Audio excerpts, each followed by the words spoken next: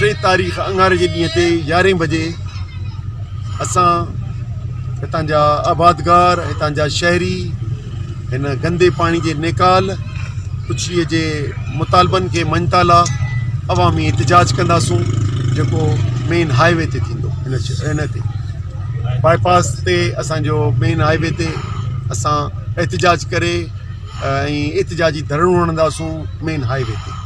ऐं जी ज़िम्मेवार हितां जा डिप्टी कमिश्नर, हितां जो SSP, इन जा असांजे ज़िम्मेवार हितां जो एक्सीएन इरीगेशन डिपार्टमेंट,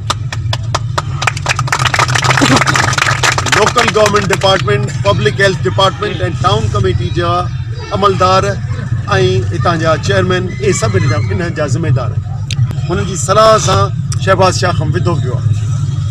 असां टाउन कमेटीअ जे दोस्तनि खां इहा बि घुर करियूं था त हीअं करोड़नि जी स्कीम हिते ठही चुकी आहे, जेका इरीगेशन जो ई थिए पई। ही जेके मामला आहिनि उमेद करियूं था त इहे बि हल थींदा। हितां जी इंक्रोचमेंट जेका आहे, गैर क़ानूनी मोरियूं ऐं जेको इरीगेशन जे हदुनि में जिन माण्हुनि तामीरात कयूं आहिनि उन्हनि जी इंक्रोचमेंट ख़तमु कई वञे। डिप्टी कमिश्नर तकड़ा पिया वठे, 3 ॾींहंनि खां ख़बर अथसि, ख़बरवार आहे, पर उनखां ऑफिस मां नथो निकितो थिए।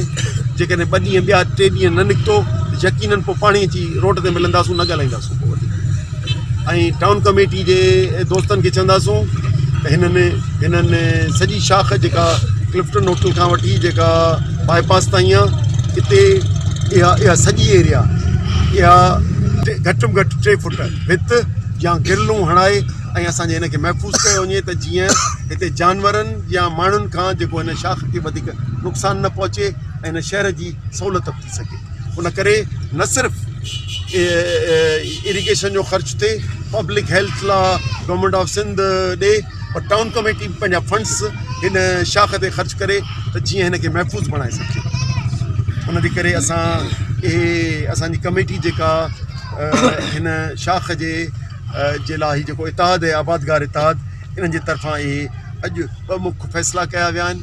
हिकु त हिन कैंप खे जारी रखणु ऐं 2 त अंगारे ते अवामी एहतिजाज कयो वेंदो, जेको उमेदु आहे त हज़ारे माण्हू गॾु थी रोड ब्लॉक थी ऐं हिनखे मजबूत कंदा। उन लाइ ज़हन शाह जेका आहे जो ही जेको सिंध चए थो त मां सिंध जो ख़ैर ख़ाह आहियां, सिंधी क़ौम जो ख़ैर ख़ाह आहियां, पर हीअ सिंधी क़ौम जो ख़ैर ख़ाह त न आहे, हीअ सिंधी क़ौम जो दुश्मन ऐं क़ातिल आहे।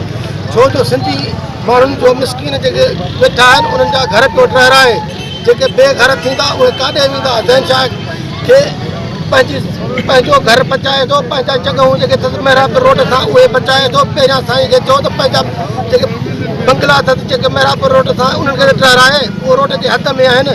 हिन मिसकीननि सां जेको ज़ुल्म आहे इहो बंदि कयो वञे, न त असां हीउ धरणो जेको आहे असां मुस्तक़िल हणंदासीं।